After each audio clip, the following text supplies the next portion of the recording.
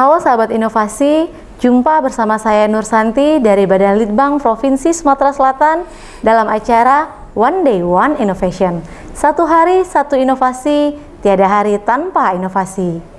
Sahabat inovasi, saat ini inovasi menjadi sebuah keharusan. Dunia terus berubah, maka kita harus adaptif dan inovatif. Untuk menginspirasi, kami hadir dengan para inovator hebat dengan inovasi-inovasinya dalam acara One Day One Innovation. Saat ini di studio kita sudah kedatangan dua orang dosen inovatif dari Politeknik Negeri Sriwijaya. Nah, para mahasiswa-mahasiswanya silakan merapat nih. Ini ada Ibu Dr. Marta An-Nuri, Magister Sains, dan Bapak Ahmad Zikri, Sarjana Teknik, Magister Teknik. Betul ya? Halo, apa kabar Ibu Marta dan Pak Zikri? Baik. Alhamdulillah baik. Selamat datang di Badan Litbang Provinsi Sumatera Selatan ya. Nah, Bapak Ibu, ini kan inovasinya berjudul Rancang Bangun Produksi Green Diesel berbahan baku crude palm oil atau CPO dengan metode catalytic hydrogenation ya, betul ya? Nah ini agak sedikit benar-benar bahasanya teknik dan kimia nih ya Bu ya. Mungkin bisa dijelaskan nih kepada sahabat inovasi di rumah, inovasinya ini seperti apa dan apa nih yang melatar belakangi Bapak dan Ibu menciptakan inovasi ini? Silakan. Baiklah sahabat inovasi, Ya, Bu.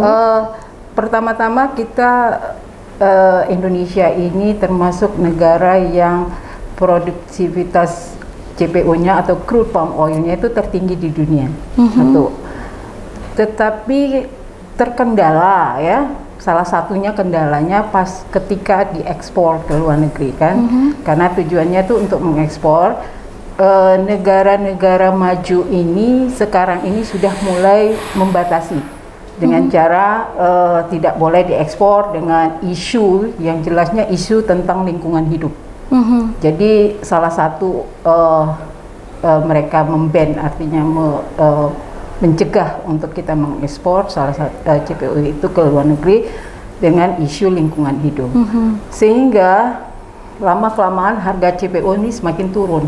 Itu salah satu ide latar belakang kenapa kita tidak bisa CPO ini kita rubah menjadi sesuatu yang lebih bernilai lagi dan mempunyai nilai ekonomis yang lebih tinggi.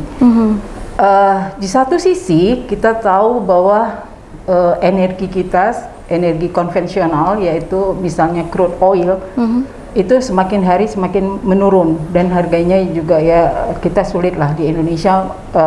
Kita selalu mengimpor crude oil itu. Nah, ada dua sisi ini, CPO kita berlebih, crude oil kita sama sekali tidak ada lah kita anggap ya. Sehingga ini kita combine, kenapa kita tidak mengolah crude oil ini menjadi, crude palm oil ini menjadi bahan bakar. Nah, salah satunya kita mulai memikirkan untuk membuat merancang peralatan yang bisa kita rubah dari CPO ini menjadi bahan bakar. Nah, teknisnya itu dulu latar belakang. Oke, jadi menciptakan bahwa crude palm oil ini karena agak kesulitan ya Bu ya tadi untuk mengekspornya ya, karena ada ban tertentu dari negara di luar ya sebagai penerima ekspornya ini ya Bu ya. Jadi Ibu dan tim mencoba mengubahnya menjadi langsung ke bahan bakar seperti itu ya. Nah mungkin ini itu yang melatar belakanginya. Kalau dari cara kerja alatnya nih seperti apa Bu? Mungkin Bapak atau Ibu yang mau menjelaskan nih untuk cara kerja dari alat yang diciptakan ini. Pada Mungkin saya tambahkan sedikit ya. Silakan Pak. Ini juga bentuk kita untuk mensupport dari dorongan pemerintah untuk menciptakan energi terbarukan berbasis crude palm oil ya. Nah, Pak Jokowi pernah menggalakkan penelitian-penelitian ke arah B100. Nah, saat ini sudah diproduksi biodiesel B30, B20, B40, ya B40 juga ya. Nah, itu antara solar dan biodiesel saat ini itu masih ada keterbatasan atau apa kesulitan di dalam hal pembakarannya di motor bakar, karena molekul antara molekul biodiesel dan molekul solar sendiri, solar hidrokarbon khususnya, itu sangat berbeda. Biodiesel saat ini itu metil ester gugus molekulnya, sedangkan solar hidrokarbon itu C15 sampai C18. Oleh karenanya kami berinisiatif untuk mendukung program Bapak Jokowi ini untuk menciptakan B100 ini dengan menghasilkan rantai alkana hidrokarbon C15 sampai C18 itu sendiri ataupun solar itu sendiri. Jadi bukan metil ester. Antara produk yang kami ciptakan itu sama. Maka sebutannya istilahnya green diesel. Diesel yang berbasis bahan alami. Diesel atau solar yang berbasis bahan alami.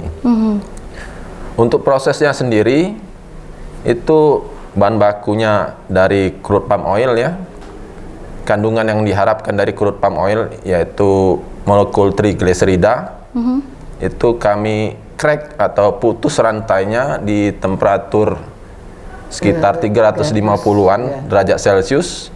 Kemudian tekanan 20 bar, gitu kan. Nah, dengan kondisi tersebut rantai triglycerida ini akan putus dan dengan bantuan katalis akan menjadi rantai lurus, membentuk hidrokarbon alkana, rantai lurus. Juga dengan tambahan gas hidrogen untuk menutupi kekosongan atom-atom. Sebagai katalisnya tadi ya Pak ya, hidrogen ini? Bukan, Bu. Juga termasuk bahan baku. Oh, sudah termasuk bahan baku juga. Di samping crude palm oil, kita juga membutuhkan hidrogen untuk menutupi rantai-rantai yang kosong. Hidrogen itu berupa gas yang dialirkan. Jadi green diesel ini beda dengan biodiesel. Molekulnya berbeda. Kalau metil ester termasuk gugus asam, sedangkan ini sudah termasuk gugus hidrokarbon alkana. Jadi nanti kan ini sudah pada tahap pengaplikasian ya? Sudah. Jadi setelah produk ini kami hasilkan, kami terapkan ke uji motor bakar, yaitu generator set atau genset ya. Dan dihasilkan ya pembakaran yang normal, bagus, bunyinya stabil ya, tidak nyaring, dan emisi yang dihasilkan tidak terlihat sama sekali kan. Artinya gas buang. Pembakaran yang dihasilkan itu sempurna. Oke. Jadi ramah lingkungan ya, bisa dikategorikan bahwa benar-benar ramah lingkungan karena termasuk energi terbarukan. Dan green, judulnya saja sudah green diesel ya Bu ya. Gas emisinya juga zero, ya kosong lah ya. Jadi dibandingkan dengan bahan bakar yang sudah ada ini Bu ya, banyak sekali kelebihan inovasi dari Ibu Marta dan Pak Zikri ini. Selain dia memang bahan bakunya tadi ya, bahan baku yang energi terbarukan ya Bu ya, karena kan kita kan sekarang untuk energi-energi seperti yang dari minyak bumi dan batu bara kan lambat laun kan akan habis ya. Jadi sekarang sudah diciptakan energi yang terbarukan berbahan baku crude palm oil tadi, dan juga hasilnya pun juga ramah lingkungan. Nah, dari keunggulan-keunggulan yang sudah disebutkan oleh Pak Zikri tadi kan sudah aplikasi ke genset ya Pak ya? Nah, dari emisinya juga bagus, bunyinya sudah tidak sebising kita menghidupkan genset dengan solar ya Bu ya, yang biasa. Asapnya juga jernih ya Pak ya? Asapnya tidak terlihat. Oh, tidak terlihat kan, kalau solar agak kelihatan hitam ya Bu ya. CO2 dan kan kalau kita harus di ruangan terbuka ya, karena kan ada gas beracun yang ditimbulkan dari sisa pembakaran tadi ya. Kalau dengan bahan baku ini, dari hasil gas buangnya sendiri tadi, ada gas beracun yang dihasilkan atau tidak nih? Atau memang sama saja lokasinya harus diletakkan di luar ruangan, atau boleh juga di dalam ruangan untuk si mesin genset yang berbahan baku ini Bu? Jadi untuk analisa gas buang itu sendiri belum kami lakukan ya. Tapi kalau indikasi melalui mata sendiri itu bisa terlihat Ya, kalau pembakaran itu sempurna, itu akan dihasilkan CO2 dan H2O. Nah, kalau yang tidak sempurna yaitu muncul asap hitam ya, itu. dan berbau juga Dan ya. berbau. Oke, ini sangat menarik sekali nih ya sahabat inovasi di rumah, karena kan ini benar-benar suatu energi terbarukan dan ramah lingkungan nih. Nah, selama dalam perjalanan inovasinya nih Bapak Ibu, apakah ada hambatan-hambatan tertentu yang terjadi di lapangan nih? Barangkali hambatannya butuh dana besar lagi ya untuk Karena untuk awalnya scale tadi up-nya. menciptakan Ya, sendiri ya Bu ya? Kita menciptakan sendiri, jadi kita butuh barangkali scale up yang lebih besar lagi. Jadi kita nantinya memang kita dengan Pak Zikri tahun ini kan adalah riset yang didanai oleh Kemenristek-Dikti. Jadi udah berjalan tahun ketiga ya Pak Zikri ya. Jadi tahun ketiga ini kita mengharapkan nanti ke depannya setelah tahun ketiga ini kita akan scale up lagi, lebih besar lagi nanti ke pabrikan. Jadi itu yang kita harapkan. Apalagi di Palembang, Sumatera Selatan ini juga termasuk wilayah yang memproduksi CPO Cukup tinggi ya? juga ya setelah Riau gitu kan. Jadi kita harapkan nantinya ke depannya inovasi ini bisa kita aplikasikan untuk wilayah Sumatera bagian selatan lah.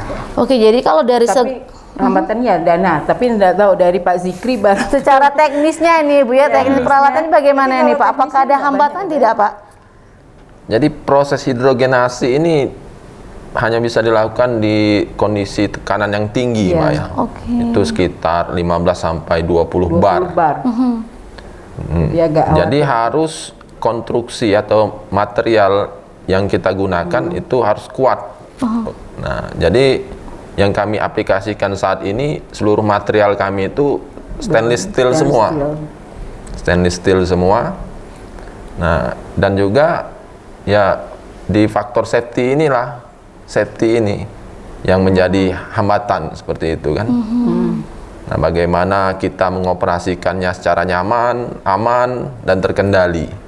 Kalau dari trial and error alatnya sendiri itu sampai saat ini masih aman saja ya Pak ya? Masih. Tidak terjadi sesuatu yang tidak diinginkan ya? Iya. Nah, ini kan tadi Bapak menjelaskan bahwa peralatannya itu kan harus semuanya stainless steel ya Pak ya? Iya. Apakah peralatan yang digunakan dalam menciptakan inovasi ini semuanya bisa didapat atau harus ada yang kita dapat harus beli di luar nih Pak? Dari spare partnya sendiri nih, dari rancang bangun peralatan yang Bapak ciptakan ini. Ini dari kita semua ya. Ya, Semuanya bisa didapat di sini ya Bu ya? dari lokal Palembang ini kami cari ada. Kemudian juga kita cari di Jakarta ya. Ya, ada beberapa yang spare part yang kayak kontrol sensor gitu-gitu yang kita harus beli di Jakarta gitu, sensornya ya. Oke, jadi memang suatu inovasi kan memang nantinya kalau sudah menjadi suatu paket keseluruhan kan bisa berguna Ya, untuk masyarakat. Iya betul, untuk masyarakat ke depannya. Tentunya kan kalau memang kita hitung-hitung dari segi biayanya dalam penciptaannya mungkin memerlukan biaya yang cukup tinggi dulu ya Bu ya, tapi nanti kalau nextnya sudah menjadi suatu aplikasi dan bisa pabrikan mungkin nanti harganya bisa lebih murah ya Bu ya untuk kemudian harinya nanti. Nah ini Yang jelas Dek, kita juga mendukung yang kata Pak Zikri tadi, komitmen pemerintah Indonesia untuk menggerakkan menjadi B100. Jadi kita usahakan sekarang ini ya salah satunya ya, salah satu kita itu tujuannya untuk ke B100. Jadi kita tidak lagi memikirkan tentang crude oil, tapi cukup dari CPO, kita bisa menggunakannya seperti layaknya crude oil gitu, seperti bensin, solar, biosolar. Termasuk juga kita barangkali bisa memproduksi lubrikan ya Pak ya. Kalau dari hasil dari riset kita gitu kan, selain dari green diesel tadi. oke nih. Banyak sekali sebenarnya, Masih panjang ya Bu ya untuk dari risetnya ini sendiri kan.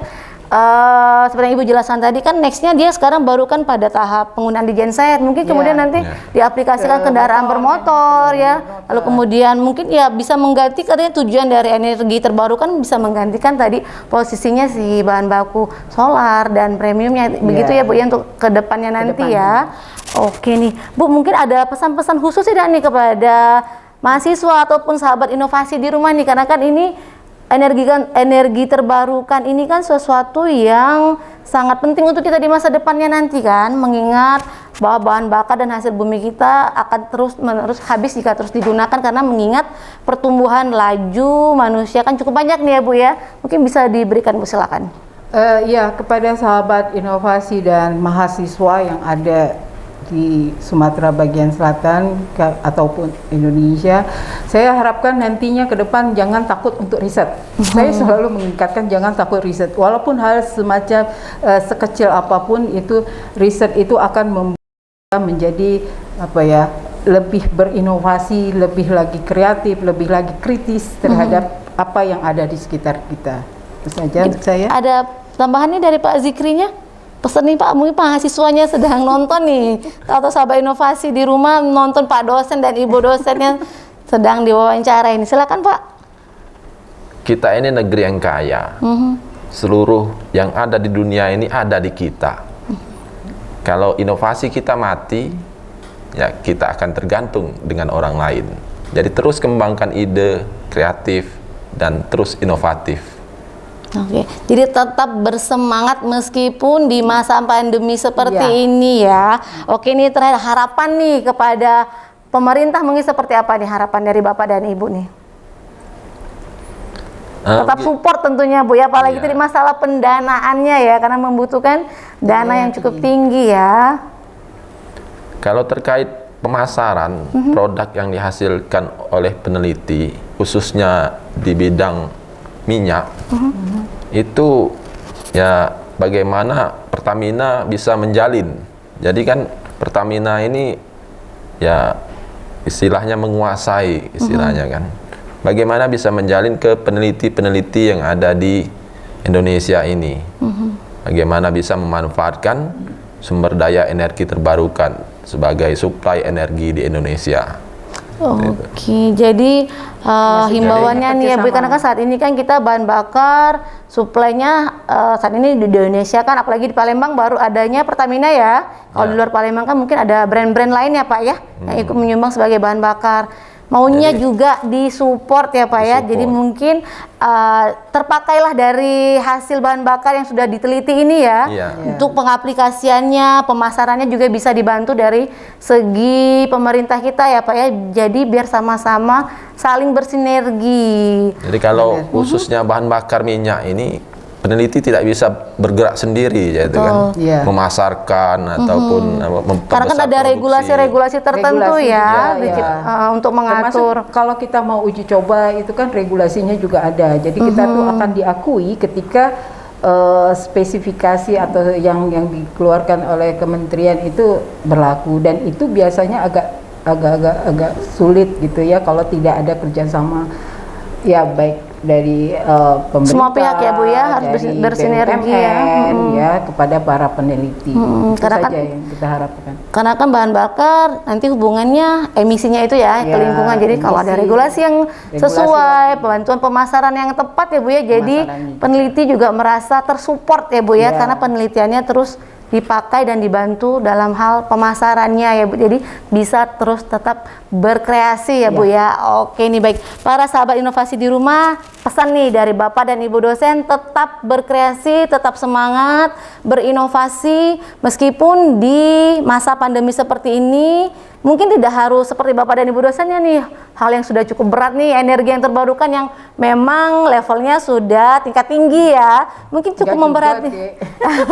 Mungkin kalau kita sebagai guru selalu bilang gini, harusnya mahasiswa ataupun siswa itu harus lebih dari gurunya. Itu tandanya gurunya berhasil ya Bu ya, dalam mentransfer ilmunya ke mahasiswanya ya. Nah, mungkin saat ini kalau memang belum bisa atau nih berguru dulu kepada Bapak dan Ibu dosen ini untuk hal-hal yang cukup tinggi ya, cukup hal-hal kecil terlebih dahulu ya Bu, mungkin memperhatikan hal-hal di sekitar kita, apa yang bisa kita kreativitaskan sehingga menjadi suatu inovasi yang awalnya mungkin hanya bermanfaat untuk diri kita sendiri, kemudian bisa bermanfaat bagi masyarakat luas dan tentunya bisa bernilai ekonomis ya Bu ya.